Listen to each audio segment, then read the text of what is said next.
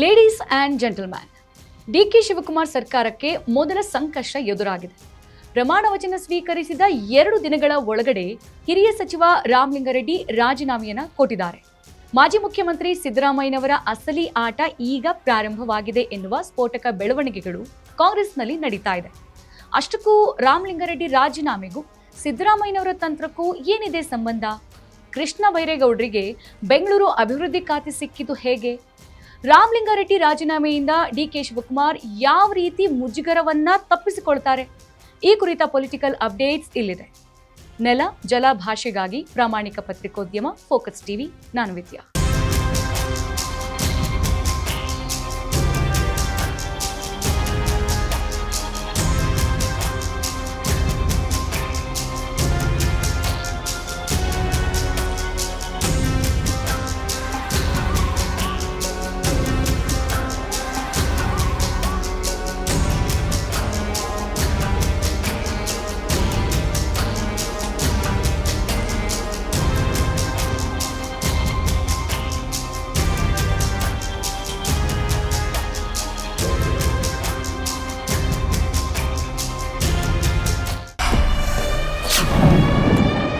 ರಾಮಲಿಂಗಾರೆಡ್ಡಿಯವರ ರಾಜೀನಾಮೆಯ inside ಡೀಟೇಲ್ಸ್ನ ನಾವಿವಾಗ ಕೊಡ್ತಾ ಇದ್ದೀವಿ. ಎಲ್ಲ ಗೊತ್ತಿದ್ದು ಕೂಡ ಇಲ್ಲಿ ಮಾಜಿ ಸಿಎಂ ಸಿದ್ದರಾಮಯ್ಯನವರು ಸುಮ್ಮನೆ ಕುಳಿತಿದ್ದಾರಾ? ಕೃಷ್ಣ ಬೈರೇಗೌಡರಿಗೆ ಬೆಂಗಳೂರು ಅಭಿವೃದ್ಧಿ ಖಾತೆ ಕೊಡಿಸಿದ್ ಯಾರು ಹಾಗಿದ್ರೆ? ಡಿಕೆ ಸರ್ಕಾರಕ್ಕೆ ಮುಜುಗರ ಉಂಟು ಮಾಡಬೇಕು ಅಂತಾನೆ ಈ ಪ್ಲಾನ್ ಏನಾದರೂ ಮಾಡ್ಲಾಯ್ತಾ? ನಿನ್ನೆ ಸಿಎಂ ಡಿಕೆ ಶಿವಕುಮಾರ್ ಸಿದ್ದರಾಮಯ್ಯ ಅವರನ್ನ ಭೇಟಿ ಮಾಡಿ ಇದೇ ವಿಚಾರದ ಕುರಿತು ಚರ್ಚೆ ಮಾಡಿದ್ದಾರೆ ಅಂತಾನೆ ಹೇಳಲಾಗ್ತಾ ಇರುವಂಥದ್ದು. ಸಿದ್ದರಾಮಯ್ಯನವರ ಅಸಲಿ ಆಟ ಹಾಗಿದ್ರೆ ಶುರುವಾಯ್ತಾ? ಈ ತಂತ್ರವನ್ನ ಬದಲಿಸ್ತಾರೆ ಡಿಕೆ ಶಿವಕುಮಾರ್ ಅನ್ನುವಂಥದ್ದು ದೊಡ್ಡ ಪ್ರಶ್ನೆ ಆಗಿರುವಂಥದ್ದು. ಹಿರಿಯ ನಾಯಕ ಸದಾ ತಾಳ್ಮೆಯಿಂದಲೇ ವರ್ತಿಸಿದಂತಹ ರಾಮಲಿಂಗಾರೆಡ್ಡಿ ಯಾಕೆ ಇಷ್ಟು ಬೇಗ ತಾಳ್ಮೆ ಕಳೆದುಕೊಂಡ್ರು? ಹಾಗಾದ್ರೆ ಇದರ ಹಿಂದೆ ಇರುವಂತಹ ಅಸಲಿ ಕಾರಣ ಏನು? ಈಗ ಖಾತೆ ಕ್ಯಾತೆ ಅಲ್ಲ ಅಂತ ಹೇಳಿ ಈಗ ರಾಜೀನಾಮೆ ಹಿಂದಿರುವ ಅಸಲಿ ಕಾರಣವನ್ನ ನಾವು ನಿಮಗೆ ತೋರಿಸ್ತಾ ಇದ್ದೀವಿ. ಇನ್ನು ರಾಮಲಿಂಗಾರೆಡ್ಡಿ ಅವರ ಬಗ್ಗೆ ಹೇಳಬೇಕು ಅಂತ ಅಂದ್ರೆ 50 ವರ್ಷಗಳಿಂದ ಕಾಂಗ್ರೆಸ್ನಲ್ಲಿರುವಂತಹ ಪಕ್ಷನಿಷ್ಠ ಕಟ್ಟಾಳು ಅಂತ ಅಂದ್ರೆ ಅದು ರಾಮಲಿಂಗಾರೆಡ್ಡಿ ಅವರು.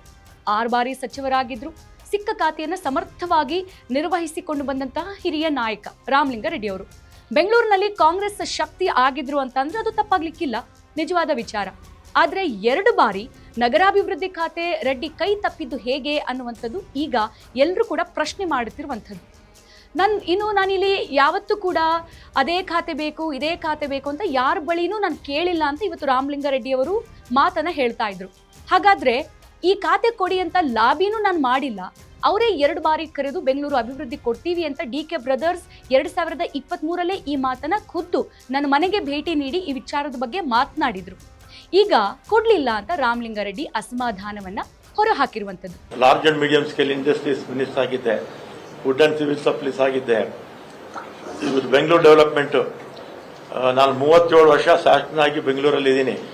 SM ಕೃಷ್ಣ ಅವರು ಒಂದ್ಸಲಿ ಮಾತ್ರ ಕೊನೆಯ ವರ್ಷ ನನಗೆ ಬೆಂಗಳೂರು ಡೆವಲಪ್ಮೆಂಟ್ ಕೊಟ್ಟಿದ್ರು. ಎಜುಕೇಶನ್ ಮಿನಿಸ್ಟರ್ ಆಗಿದ್ದೆ, ಅದಾದ್ಮೇಲೆ ಟ್ರಾನ್ಸ್ಪೋರ್ಟ್, ಹೋಮ್ ಆಗಿದ್ದೆ, ಮತ್ತೆ ಟ್ರಾನ್ಸ್ಪೋರ್ಟ್, ಮತ್ತೆ ಮುಜರಾಯಿ. ನನಗಂತೂ ಸಮಾಧಾನ ಇದೆ. ಬೆಂಗಳೂರು ನಗರಾಭಿವೃದ್ಧಿ ಖಾತೆನೇ ಬೇಕು ಅಂತ ನಾನು ಯಾವತ್ತೂ ಪಟ್ಟು ಹಿಡಿದವನಲ್ಲ.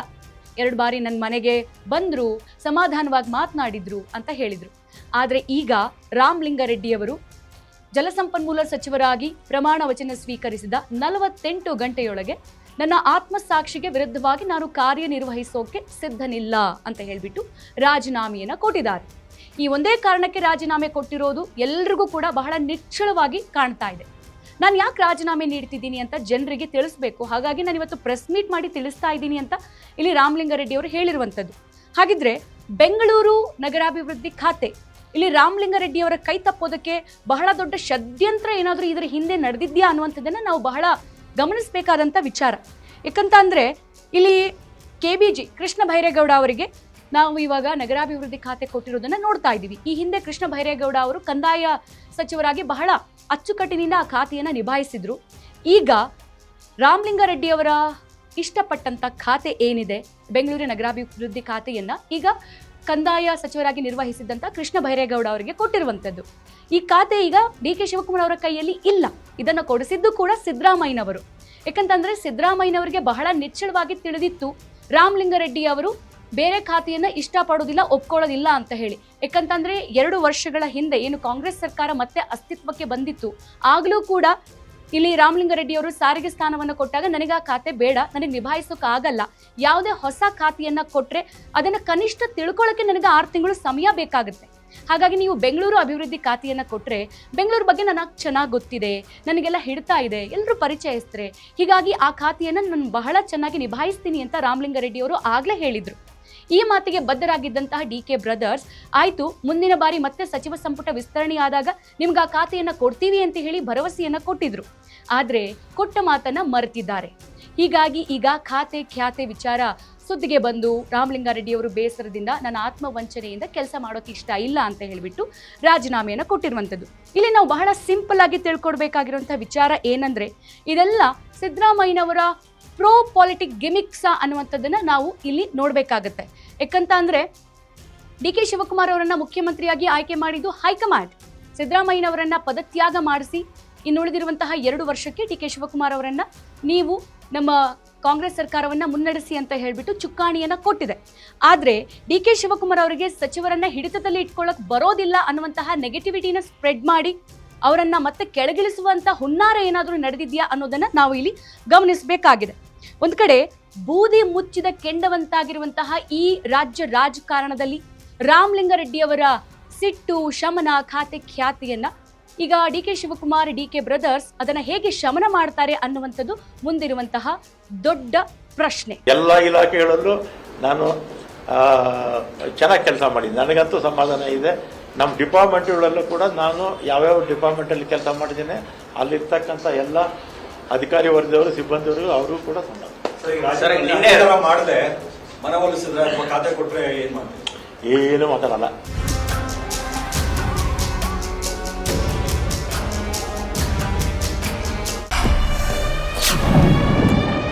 ರಾಜಕೀಯದ ಕಂಪ್ಲೀಟ್ ಡೀಟೇಲ್ಸ್ ಅನ್ನ ನಾವು ಇನ್ ಡೀಟೇಲ್ ಆಗಿ ಕ್ಷಣಕ್ಕೂ ನಿಮಗೆ ತಿಳಿಸ್ತಾ ಹೋಗ್ತೀವಿ. ನೆಲ ಜಲ ಭಾಷೆಗಾಗಿ ಪ್ರಾಮಾಣಿಕ ಪತ್ರಿಕೋದ್ಯಮ ನೋಡ್ತಾ ಇರಿ ಫೋಕಸ್ ಟಿವಿ.